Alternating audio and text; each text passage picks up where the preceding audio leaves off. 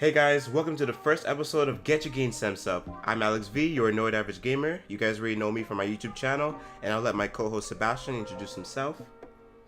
Yeah, guys, my name's Sebastian, and I've always kept up with the gaming news and industry.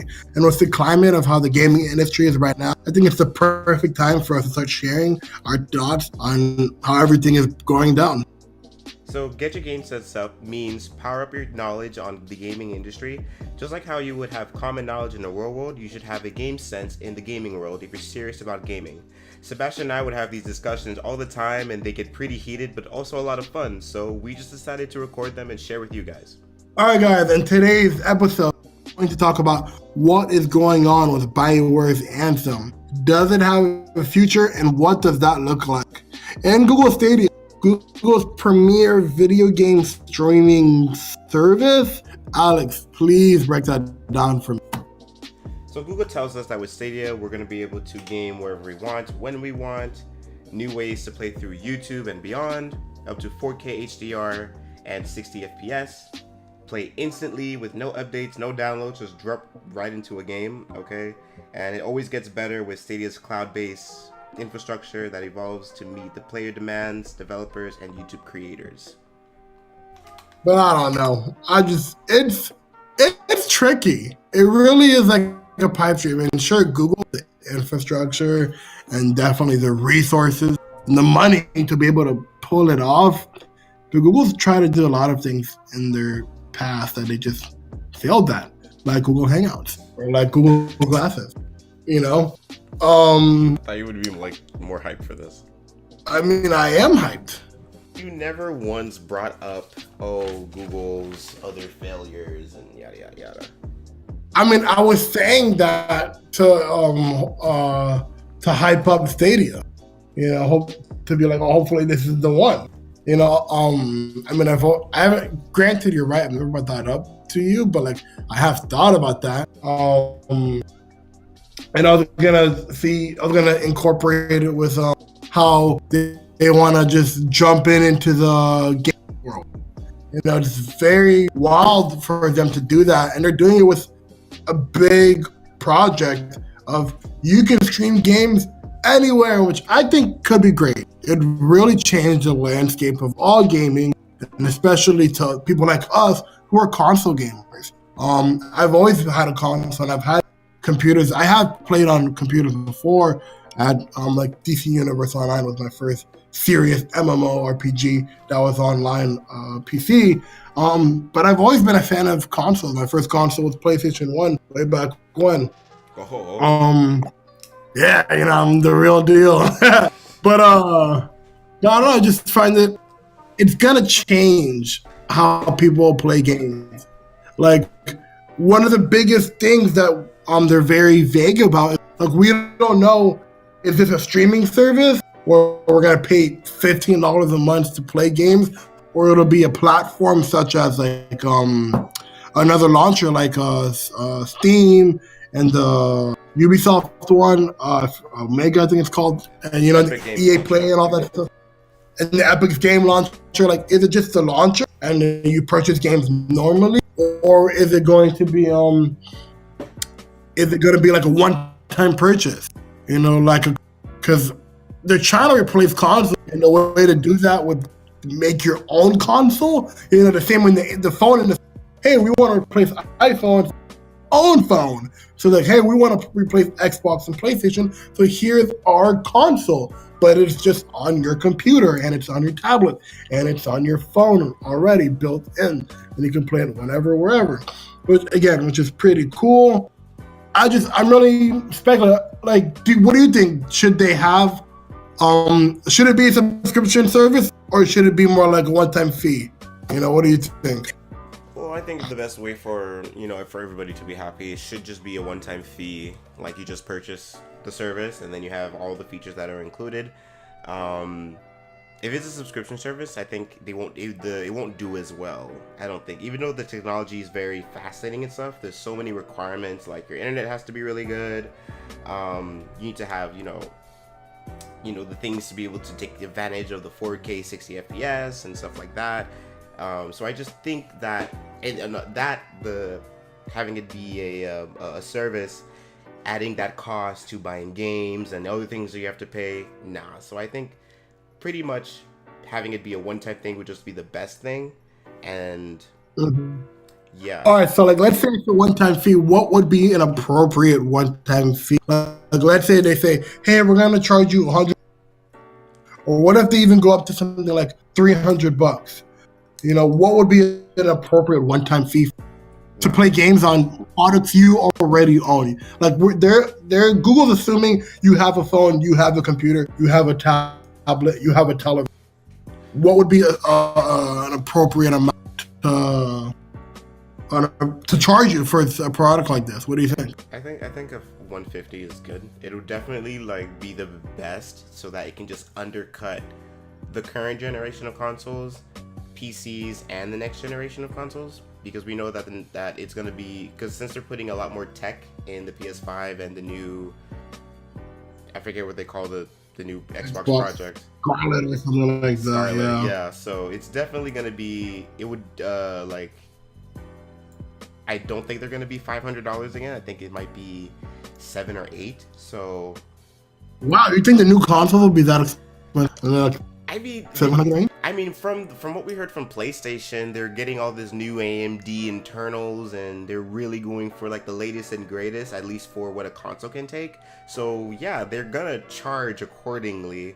So yeah, so if Google came out and be like, hey, you can get this and play everything at high quality for $150 one-time price, that's a steal. Like, that would destroy the market. But along with that, they need to have the games. If they don't have the games, then they have nothing. All right, but so when you say they need to have the games, do you think like they wouldn't have access to like AAA game? Like, hey, we're gonna make only exclusive games. We know for a fact they're having Doom Eternal, I think it is, and they're gonna have Assassin's Creed Odyssey on there. And those are licensed games. You don't think they'll have more licensed games?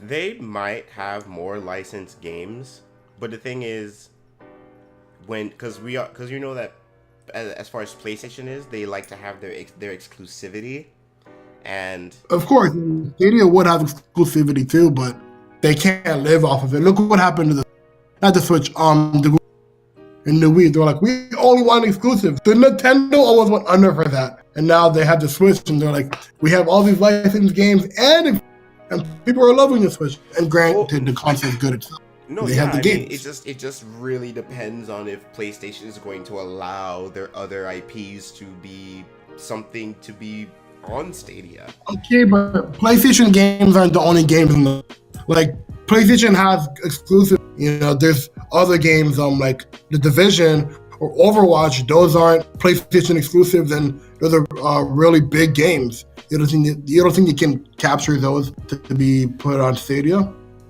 No, well.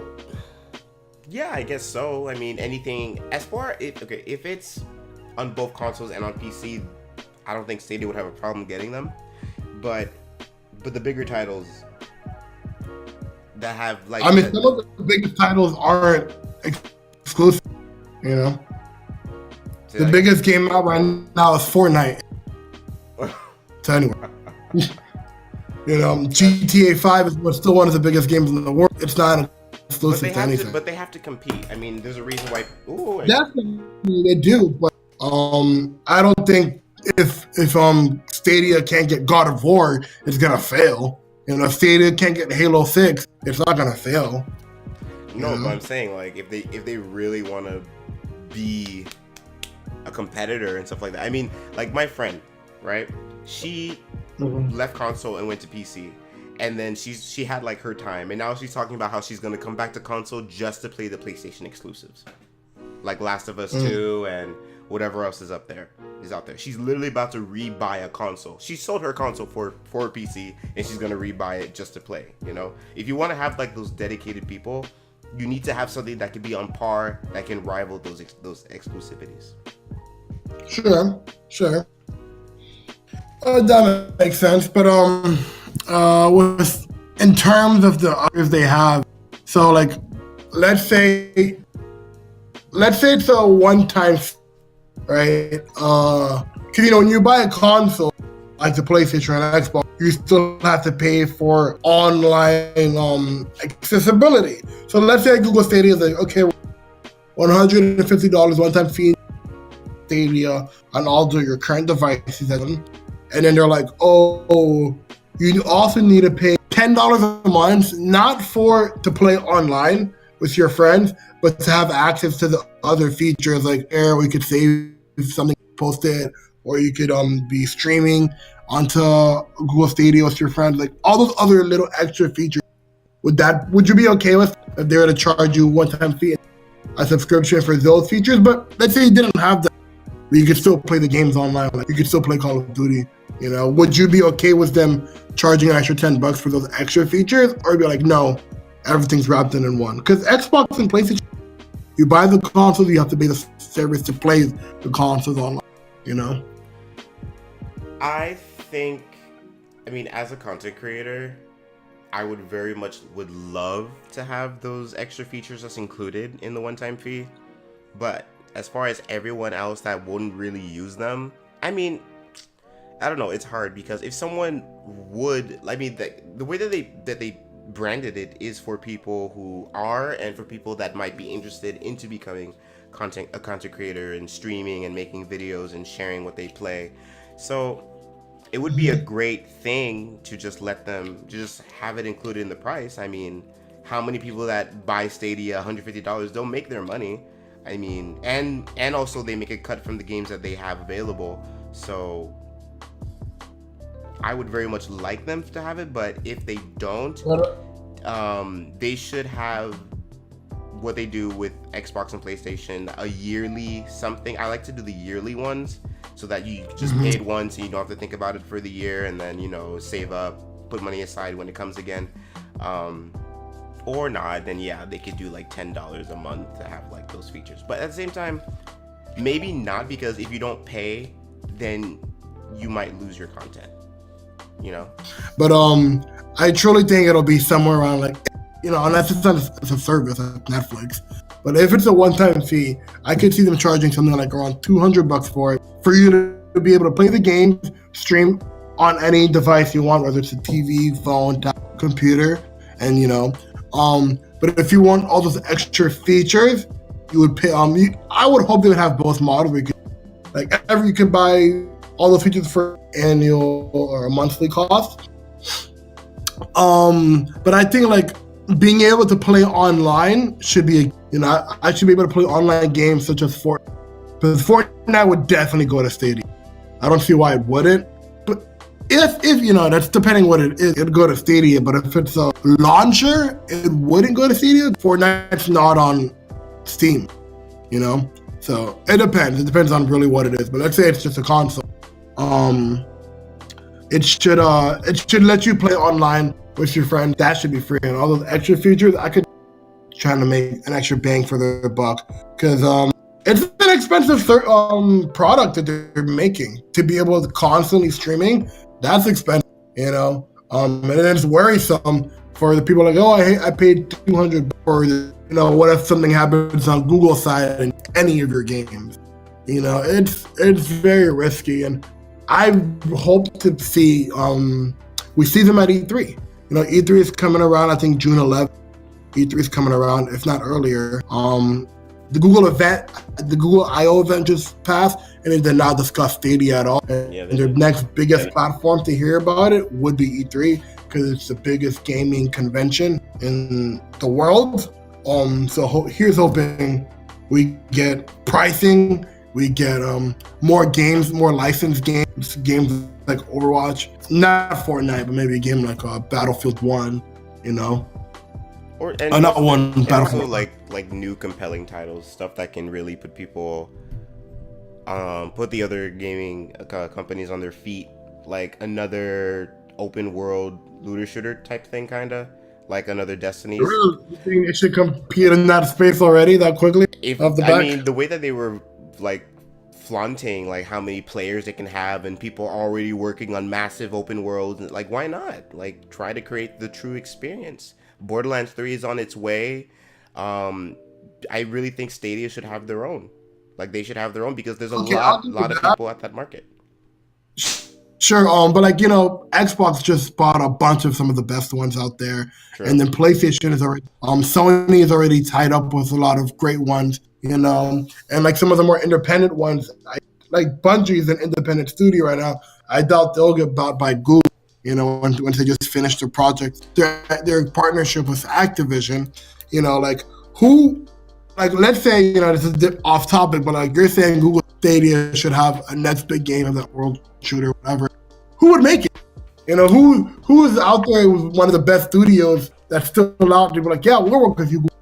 It doesn't have to be. It doesn't have to be a big, well-known studio or whatever. I mean, there's a lot of indie people, smaller teams that can do exactly what's out there right now. For like the talent is out there. So as long as they, have the people and those people have the tools and the support, they can make the game. They don't need to have a ginormous studio. The studio just adds on, the rep and, longevity and such. But if Google finds someone and they do it and they do it well, then that's it. That's what I think, at least. Okay. I mean, hopefully the talent's out there. You think some studios are talented, but they're really not. BioWare. But before we get to BioWare, oh God. What's it called? Before we get to BioWare, like, okay, so their thing with streaming, and apparently the whole tech industry is like, okay, streaming is the way to go for the future of gaming, because we know Microsoft has been talking about their Project Cloud for the X Cloud or whatever for a good almost a year now, and they seem to be almost done with and they're saying, oh yeah, we don't know if that'll already be part of Xbox Live, if they're going to be charging separately to it. Microsoft is going full steam, like, hey, we're doing the same thing. They technically announced it way before Google did, and with Sony and PlayStation, they have their PlayStation, which is technically a streaming service for games where you could stream games to your PlayStation. But I don't have a PlayStation, so I can't genuinely say if it's good or not. But I've heard reviews saying it's not the best. And if you lose internet for like a second, that thing drops entirely. I haven't heard the best reviews when it's come to streaming on PlayStation. Let's say Google Stadia takes off. Would Microsoft potentially just drop Xbox 2 and PlayStation and Sony's PlayStation 5? Like, hey, streaming is where it's at. Or will the boxes just be streaming boxes? Like, hey, you're gonna buy this box to stream. Like, yeah, it's complicated. Okay, well, I don't think if Stadia does happen, it does take off. I don't think Xbox would. I mean, the smart thing wouldn't be to not try to. Hold on, I'm about to burp. Excuse me. So yeah, the best, like, they wouldn't. If they're smart, they wouldn't cut it. What they would do is that they would just have to provide better features, better pricing, so that there's competition. That's what people love. That's the best thing about the consumer. That's why people don't like exclusivities like with Netflix and freaking Disney and whatever. They're like buying back all their shows, and no. So what happens is that the market doesn't create better services. So if Xbox were to give up Stadia, even though Google is always talking about getting better, they wouldn't have anything to really force them besides the people, the consumers, and what people give back, and that can get stale over time, if you're not getting enough information. Seeing what the competition is doing in order to improve yourself would be very healthy, and there would be plenty of ways to play games, and I play here for this and that, and better services come out of it. But I feel like Sony would be the last to really get into it, depending on what they're gonna do with PlayStation 5 and what is announced along with it. But as far as like the running, if Stadia does well, they'll be first, Xbox would be second, and PlayStation would be dead last, because they haven't been talking about it. They haven't been revealing anything, and everybody knows that they're not too great on cross-platform play anyway, so it's like, who knows? Here's a question. Let's say Google Stadia takes off, and they're like, okay, we're gonna make xCloud as great as it can be. Would they not be competing with themselves when it comes to the actual console? Could they be hurting their own sales? To be like, hey, get to X, also buy an Xbox One. An Xbox Scarlet. Like, why would consumer need both? they offer the same things or different. Well, Let's say the Xbox is great, it's cheaper. Like, why would I buy an Xbox? I think they would bundle the service along with the console. So like the console would be the medium, and then you could just like the way that they show it, like you would be playing your game on your console, and then you would move to your computer, and then you would move. If you have to go out, you would move to your phone. Stadia is just your computer would be like your main source, and then you could move to your tablet, to your phone. The console would be the medium, just like how the PC is. All right, I do like that. Hopefully they do it like it's like the console and the xCloud are together, and not two different products competing with one another. That I would like. Hopefully Microsoft doesn't mess that up, because sometimes companies, these are dumb stuff.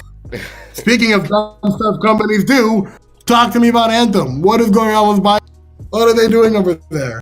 Okay, so BioWare has done not well with Anthem. They just released a new patch update. I don't know the exact patch number because, it doesn't really matter. What I mean is like they released a new patch recently. It was a small patch to fix some bugs, and instead of fixing some bugs, it brought some bugs with it.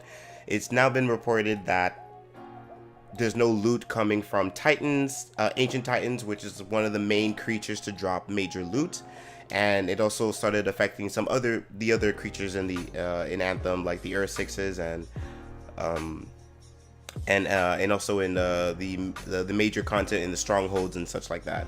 So that kind of sucks. BioWare is always releasing something, and then instead of properly testing it to make sure that it's okay to be sent out, they don't do it, and then people are looking at them like they're incompetent. They don't know what they're doing. They're just there. And now, but surprisingly enough, no matter how many people say that Anthem is dying, it's not getting support, people are leaving, EA announced that they are supporting Anthem. It's one of the most unique IPs that they have, and they're sticking with it for the long run. But at the same time, they said the same thing for Andromeda, and then 6 months later they dropped that, and then whatever. But all right, like, go ahead, finish. Sorry, finish. I was just trying to say, the story is very mixed. When you look at it, it looks really bad. Like, there's just nothing. You just look at it, there's just nothing that you can do to really fix it, because they don't even know how to fix it themselves. But at the same time, they're getting support, quote unquote, and then they're also hiring new people to fix loot and add new biomes, whatever else that they're adding to the game. Like all these new hires to try and fix the game, and then they cycled out the old producers, Mike Gamble and Mark Darrah.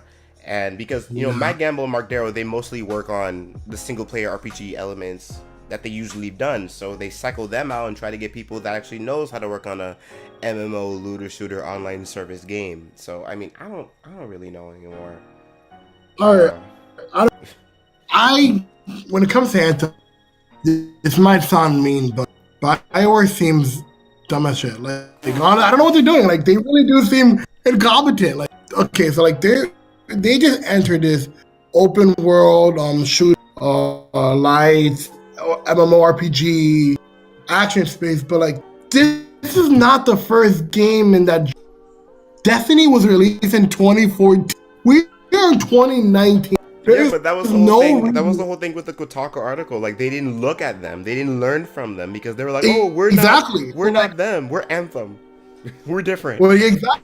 When it comes to stuff like that, it's like, you guys are dumb. Of course, you would make the dumbest mistakes by not paying attention to your competitors. You were just saying how competent the best out of companies and be best for the consumers, but they literally they were like, "No, we're not going to do that. We're not going to learn from anything," which is ridiculous. Because they didn't even know what Anthem was gonna be, Which is also another problem. Like, honestly, like, I feel like every time I think of Anthem, they're dumb. Like, honestly, they're dumb. They don't know what.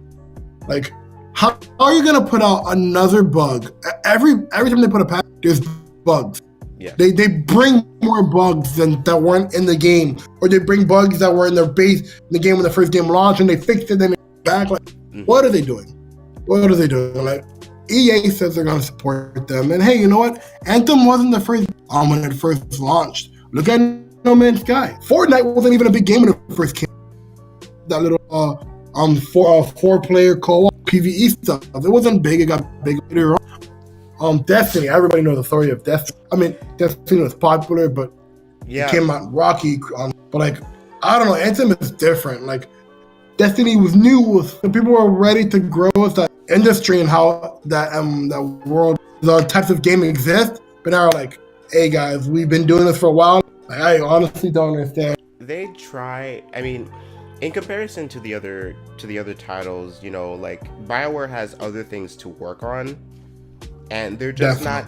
It just seems like they're not really putting 100% in Anthem. I mean, who knows what they're doing right now? And we have until E3 because it has been confirmed that they are going to be at E3. They have a panel, so we're gonna see. Hopefully, they have something to show to really change everybody's mind, but right now it just doesn't look. I think they're gonna be the laughing stock of E3. Honestly, I really do. I think they're gonna be a laughing stock. They're gonna be like, "Hey guys, we've added a stat screen," and they're like, "Okay, and something that should have been in the game. That should have been one of the first things you made in an open world RPG." Like, that's honestly what they're gonna do. They're like, "Guys, we've added stat screen. Hey guys, you can also put a waypoint in the map." And we've been asking for that since. That's common sense. Get your game sense up, BioWare. That's common sense, you know. They're gonna say it would have to be the big. dumbest stuff.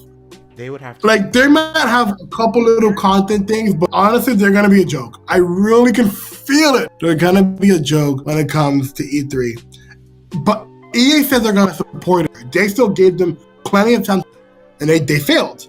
So now that the game is launched, and now they're spending money to keep it up, and it's not, that money's not coming playing it, and I'm selling microtransactions. If you were EA, how much time would you give BioWare? Would you be like, "Hey guys, you have to turn this game around, bring back your player base"? And I don't see why EA wouldn't drop and if they aren't coming back. All right, the question is, how much time do you give Anthem to bring the game back? Well, I would say I would give them another 6 months, but the thing is, EA already gave Anthem, you know, their quota. Recently, the earnings, the reported earnings for each game of all the industries, it came out, and EA, instead of saying what did Anthem make, they did this whole statement talking about it has this 150 million players registered, like, you know, like, or hours played. Oh yeah, it was hours played, instead of saying what the earnings were. And EA said that they wanted Anthem to make 6 million, I believe. So they said like 6 million copies sold in 6 weeks. Right. So, and that did not happen. That didn't happen. And the microtransactions that are in Anthem are not making a lot of money either. So they've already hit, you know, each and every wall. They hit the 7-year wall. They hit the this many copies sold wall. They hit the microtransaction wall. So I feel like EA is saying that, oh yeah, we're supporting them. But in reality, they're saying, if you guys don't do something in this, like, they have one more chance. Oh, I hit my microphone. They have one more chance. And I think it's going to be another 6 months. The rest of 2019 and a little bit of 2020. If they can't get the players back, Anthem is done, and they're probably just gonna either drop the entire title or they're gonna try again for Anthem 2, because EA wants a game like this. EA really wants a looter shooter to rival The Division and to rival Destiny. They're not gonna really give up on it. They really want this because they know it's a money maker. That's probably what they're telling their investors, that, oh, like, these things happen all the time. No Man's Sky, The Division, blah, blah, blah, Warframe. They all start off really, really bad. You know, we're going to lose money before we make it, which is something that's possibly really, really hard to sell. But I feel like that's what they're doing because they do want this. They do want an IP like this in their lineup. So if Anthem fails, they're going to try again. So if 6 months they don't get the players back, they probably will just end it, like close the servers, and then try again for Anthem 2 and really, really make sure that it's a better product, which would be better for like everybody. But yeah, so they have E3 to try and do that. If they don't, then well. All right. So what would be the one thing at E3 that's coming this June? Would be like that's gonna save it. Personally, for me, if they with like 3 new enemy types, what do you think would be what's gonna save Anthem? What's the one big thing? The one big thing that would save Anthem.